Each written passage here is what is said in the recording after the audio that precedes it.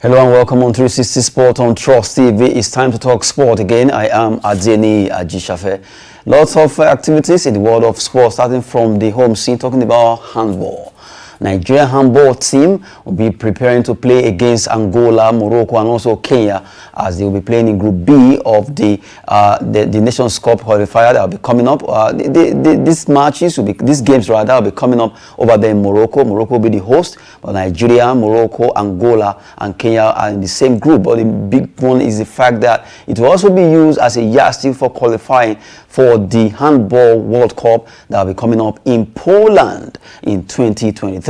But in 2022, the qualifiers will be played in Morocco, and hopefully Nigeria will be able to scale through because we'll be playing against Angola and Morocco. These two countries are going to be giving Nigeria a good run for their money by the time they'll be facing off. Well, Kenya might just be the underdog of that particular group in Group B. Hopefully, Nigerian handballers will be able to do well according to the way the federation are planning ahead of the competition. Away from handball now, we talk about another big story is trending now. This time around, Europa League.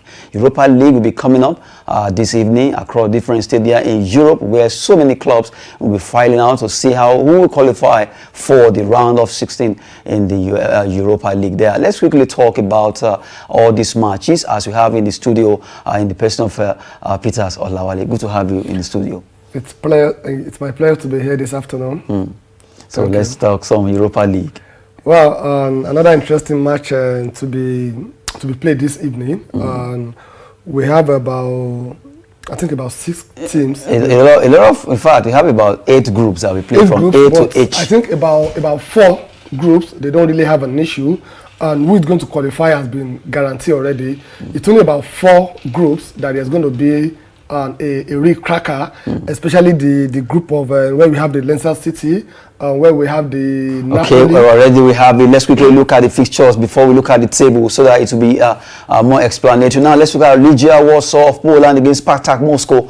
They will be playing tonight. You have Napoli against Leicester City. That group seems to be another group. Talking about the Europa League now, although this is starting from Group C, supposed to actually be from Group A now. Well, let's look at Group A first before we jump to Group C. We look at Olympic Lyon against Rangers. Olympic Lyon against Rangers will be coming up today, and Sparta Prague against Bromby IF of Bromby will play in that game. They will be playing away to Sparta Prague there. Now, these two teams, if you look at the table as it stands right now in that particular Group A, talking about this group now, Lyon, Rangers, Sparta Prague, Bromby, you just have to look at the fact that Rangers and Lyon seems to be running away with the way it is right now. But I think the matches that we play tonight will determine who will qualify. Let's look at the table for Group A, if we can have it quickly, as we look at Lyon, Rangers. They are standing top there, and then Sparta Prague are following, and they have Bromby.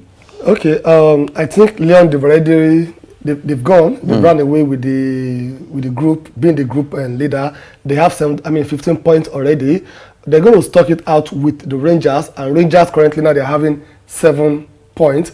However, the real match cracker will be between Sparta and Bromby, because if Sparta could be able to win their match tonight, and probably Rangers could spring a surprise, or Lyon could be able to defeat Rangers for Sparta. So that means Sparta, they have what it takes to go for the next playoff. Because in line with the new FIFA rules, it's not that the second team qualify for the round of 16. They're going to be a playoff. What does that mean? The third team in the Champions League, the likes of the Barcelona, yes, they are going to be seeded with the second in the Europa League. So they will play a playoff, I think, in February, home and away. So the winner from that knockout stage will now qualify with the leader in the Europa League. Good one there. So that means it's still not over until it's over. We all thought that, Barcelona, they've qualified for the round of 16. Point of correction. They have not. They are yet to qualify because they must have to play playoff. Do the playoff. Same thing will happen to whoever comes second during the Europa match League we're going to have this evening. Well, looking at the way as actually analyze those games that will be coming up in the Europa League, and also what we look at ahead of the competition where they have to play a playoff before you can make it to round of 16 in Europa League. Also, just the fact that Barcelona are scaled through over there from the UEFA Champions League down to the Europa League doesn't guarantee them a place until they fight for it. Now, let's look at Group B in the Europa League that will be coming up live over there this evening in Europe. Real Sociedad against PSV Eindhoven will also be another big match. A lot of people want to see that match because of the performance of Real Sociedad so far in the La Liga. Sturm Graz of Austria against AS Monaco of France. That's another big match there. Now, looking at the table of Group B now, you have these teams, Monaco topping and Eindhoven second, and you have Real Sociedad standing third, although before the match, Sturm Graz, the determination of this, rather the determinant of this game is tonight's match, or matches. Yeah, also the game between PSV and Real Sociedad, apart from the performance of the Real Sociedad currently now, whoever wins will join the league leader, who is Monaco, in the round, the playoff for the round of 16. So it's going to be a very good cracker. It's not going to be over until it's over. So it's going to be a very interesting match. They all have what it takes. The chance to at least qualify. To qualify for the playoff. Yes, so for the playoff. So they have just to, the way Nigeria is battling playoff now. Can you imagine? This playoff thing will cause a lot of issues with clubs, and a lot of people don't even know that this thing is in existence. Are talking about playoff. Well, now let's look at Group C. As we still look at all the games that will be coming up for the Europa matches for tonight. Now let's look at Group C, where we were talking about before. Legia Warsaw of Poland will be hosting Spartak Moscow of Russia, while Napoli, the team of Victor Osimhen, they will be playing against Leicester City, a big one there. Imagine if Osimhen should be in this game against Iheanacho and Ndidi. It will have been very interesting to watch, and however, good news. And I think Victor Osimhen... We'll be coming to that later. Let's not jump the gun there. Let's quickly look at the table in Group C. In Group C table now, we have Leicester. They are standing top with 8 points. Spartak Moscow are standing second. We have Napoli and you have Legia Warsaw. But for tonight, this group is a very, very dicey group. Yeah, it's going to be very interesting to watch tonight, and because it's still the group is still open. It's open to anybody. So that means this is anybody's game. Napoli Leicester City will be very, very tough, very interesting to watch. I wish Osimhen is playing today to see what will happen between him and these brothers. However, I think going by the recent form of Leicester City in Europa, they are doing very well. So they are doing very well. So I'm not going to be surprised if they win to this or tonight's match. I'm not going to be surprised. They are topping and leading the group currently now. Yes. So it's like they have their concentration more on Europe than in the Premiership. EPL, their last 5 matches, I think they won only 1. They lost 2. They drew 2. But if you come to the Europe, they are not doing very, very, very bad. So tonight, probably they're going to give it out. And I wish and I pray that our own Kelechi Iheanacho will have a playing time. Last season, he played very well. He did very well because he fits into the style of the coach.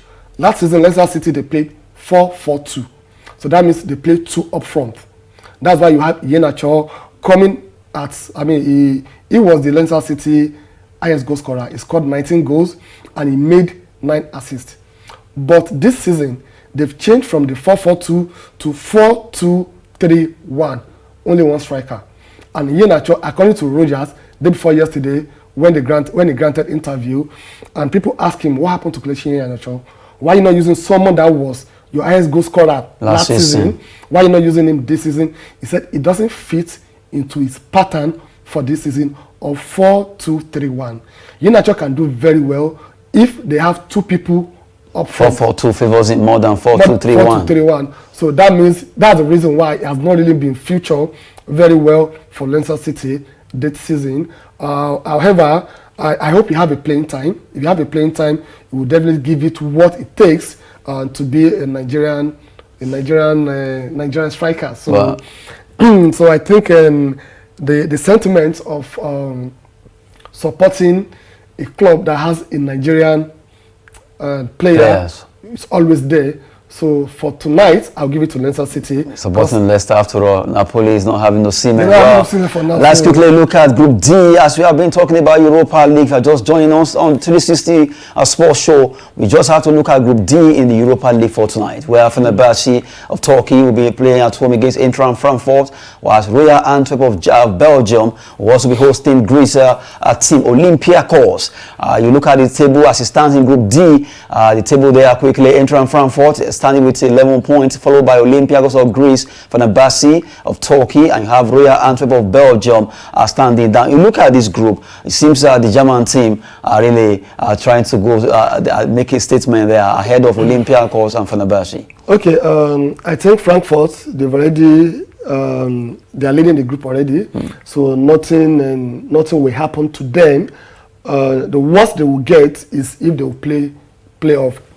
That means if Olympiacos should win the next match. If not, so that means it's Royal Antwerp. Yes, they are not really under that pressure, and I don't see them losing tonight. The worst they will get tonight will be a draw. So with that draw, 10 points, take them to the comfort zone of qualifying for the round of 16. So I see Olympiacos qualifying top of the table, while Frankfurt, they're going to do the playoff. Surprisingly. Not the way you are looking at it now. This table will change by evening. By evening, yeah. By the time the match is finished, right? You are so sure that this will happen. Yeah, this will happen. We'll take you for your word. Now let's leave Group D now as we move straight to Group E quickly in the Europa League for tonight. Galatasaray will be in an away game against Lazio, as Olympique Marseille will be hosting Lokomotiv Moscow of Russia also in France. And if you look at the way the table is still standing before the game starts now, well, I think Galatasaray against Lazio, ahead of Lazio, you have Marseille and Lokomotiv Moscow. So we're going to have a friendly match this evening when it comes to this group. Because no matter what happens, and Galatasaray, they've already qualified, they're having 11 points. However, Lazio, they're having 8 points. So if Lazio should win their own their match and against the same Galatasaray, so that means they will be on the same. Yes, so then the rule of head-to-head will come to play. So last year they've been doing very well. That's the truth. They've been doing very well in their league. So it's going to be a good cracker, but I'll put my bet on Galatasaray. That they are going to win Lazio. Yeah, definitely. Wow, for Marseille, Lokomotiv Moscow, that will be another match that will be coming up in the Europa League. Now we just treated Group E there. Now let's go to Group F as we are really looking at the matches that will be coming up. Ludogorets Razgrad, that's a Bulgarian team there. They will be hosting FC Midtjylland of Denmark. SC Braga. Braga will be at home against Crvena Zvezda. Those are the matches that will be coming up. Braga plays for they play in Portuguese League, and they will be hosting. Now, if we look at it as it is right now, they are topping, followed by Braga, Midtjylland at third, and you have Ludogorets Razgrad. Surprisingly, Crvena Zvezda actually having 10 points ahead of Braga, Midtjylland, and also Ludogorets. Okay, this will be another interesting match tonight because the top three, they have what it takes to qualify for the next phase of the round of 16, where the second will do the playoff. It's not over until it is over. So I think it is only the bottom place that they have only a pride to play for, and they have pride to play for, having lost 4 matches. They drew only 1. Probably they want to make a statement. If you look at the way it is right now, they lost 4 matches. They won only. In fact, they are yet to win. They drew 1, lost 4, and they also have a goal for. That's 3 goals, and they have actually conceded 8 goals. So far, their performance has been so woeful in this competition. The consolation for them tonight is to win a match, to win to dance. At least let me record the win. Let me record 3 points in my group stage. I think that's what they have to play for. While the top 3, they have to play for, I want to qualify for the next round of 16, while the second, who wants to do the playoff, and praying that they didn't meet Barcelona. Hoping that they will meet Barcelona by the time the team will be playing in the Europa League. Now let's quickly go to Group. We are already done with Group F. Let's go to Group G now quickly in the Europa League. Celtic of Scotland be at home against Real Betis, as Ferencváros of Hungary will also be hosting Bayer Leverkusen of Germany in another big match. Looking at all these matches now quickly, let's look at the table as it stands right now. Bayer Leverkusen are really coasting home, 13 points from 5 matches. They've actually scored 14 goals against them. They consider 4. Real Betis 10, 9, and you have Celtic who are actually considered 10 goals against. They are actually considered 13 against 10 that they score. Ferencváros of Hungary right now standing bottom with no point. As it is, I think they've not won any match. They've lost all their matches. They have nothing to show for this competition. So maybe tonight they will get a draw. So at least to record 1 point. Just like Ludogorets Grada are looking for. No, they have 1 point. 1 point, yes. They are yet to register. They are yet to register anything. Maybe tonight they'll try and get a point because it is very embarrassing not to even score one. Not one goal, not even have 1 point. You lost all your 6 matches. It's no points, no goals. No points, no goals, nothing. Considered all true. It's just like you came for a carnival and you are going back home. And then wasted the slot. Maybe another team will have come from Hungary and make use of this opportunity. I'm sure they are not going away without learning 1 or 2 things. Probably they will have learned the experience. Probably this is their first time of coming to the Europa League. They gain that experience. I'm sure if they qualify during the next season, they won't do woefully. No, the record shows that Ferencváros actually in Hungarian league they are the top. So they've been there. If you remember this man they call Ferenc Puskás. Yes. He's from Hungary and formerly from that team before he moves to Spain to play over there. So Ferencváros is a team that was registered in the 60s. They made name for themselves. They were popular before they fell, just like Nottingham Forest did in the Champions League. Now, talking about all these matches, now quickly let's look at Group G as games are on. Talking about all the matches that we've just mentioned there. Okay, let's look at Group H rather, the last group in the Europa League. Genk of Belgium will be playing against Rapid Wien. That is Belgium versus Austria.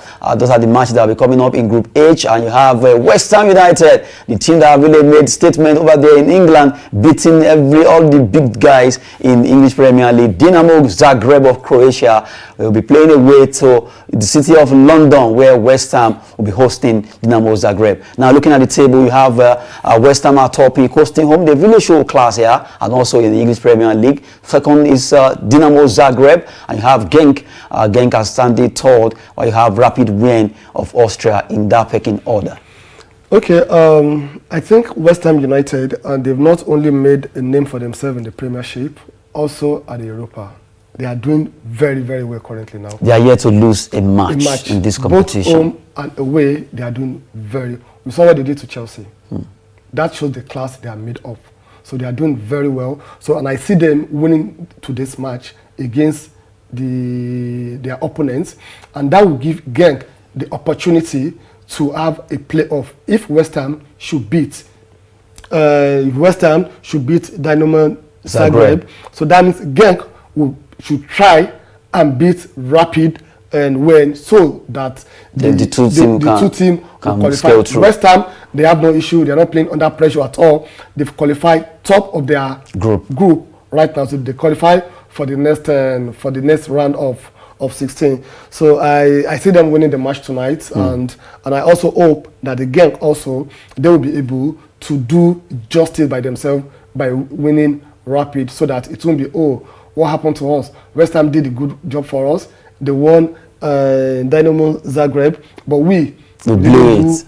So I hope that will not happen tonight. But I see West Ham winning tonight. It's going to be a big one for West Ham. At least they've qualified. It does have to play for pride, as it says. Now we've looked at all the matches in Group A to H in the Europa League that will be coming up tonight over there across different stadia in Europe. Some matches will be coming up for you there. Now let's quickly talk about another one. Well, good news, because Victor Osimhen right now has resumed training, even though news came out that it will take him about 3 months before he can play football. But now Osimhen is back to his feet, training over there in the city of Naples in Italy. Well, he was injured on his eyes and now he's back training alone. It was yesterday like a joke. The man is back to his feet like an eagle. He is back to his feet to at least soar around. We hope that Osimhen will get his act together and perform and actually get healed quick. We wish him quick recovery as he recovers from the injury he sustained while playing for Napoli.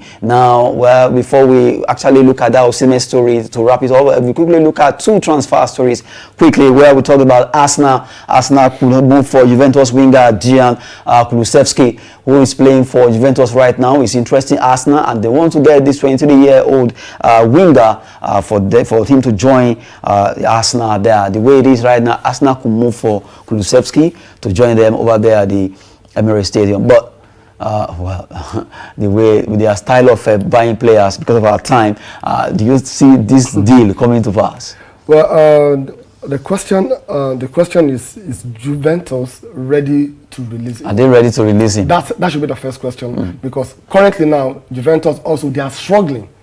So, and this is not the best time for them to be selling their player, not a player that is even doing very well currently now. So the first question is Juve, they could move, Arsenal could move, but is Juve ready to sell or ready to release? If you ask me, I would say no. I don't think Juve they are ready to do that for now. For them to sell Kulusevski now. Well, we'll take another one talking about Marcelo. Marcelo has been with Real Madrid for good 15 seasons, talking about 15 years of playing for a team, and now news have it that he could be leaving at the end of his transfer deal with Real Madrid at the end of the season. And the news came out that he could be Fluminense, the team that he started with before he moves to Real Madrid. And now the man called Marcelo says, well, as it is, he's set to retire to move away back to Brazil. At least he has spent 15 years with Real Madrid. Yeah, he has spent 15 years with Real Madrid, and he has won it all. Everything. He has won everything. Every dream, everything that a player wants to win for a club, he has done it. So the best thing is to go back to his hometown and give it back to his Fluminense, where he came from. 15 good years in one club. That's what they call consistent. So he has been loyal to Real Madrid. He has done what he needs, and age is not on his side also. Age is not really on his side, because if you look at the current Madrid team, they are building like Ajax. They are building like the Manchester United we saw yesterday. So definitely the age is telling on him that, oh man, this is the best time for me to go back home and retire at home. A lot of Brazilians, they do that a lot. They like to go back to their home club, retire, give it back to the society, and relax. So our last straw is going to be on Victor Osimhen. The joy, at least a lot of Nigerians are happy that this young lad is back to his feet, training.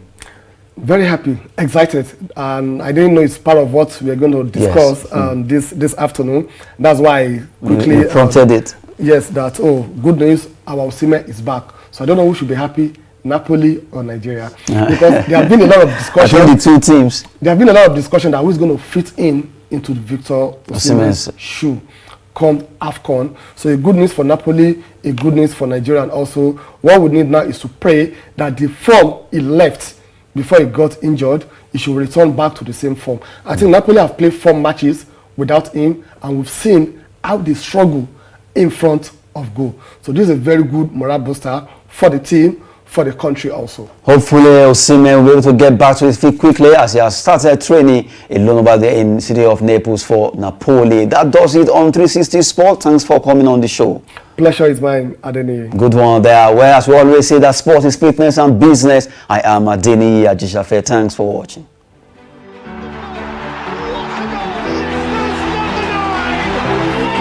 Celebration!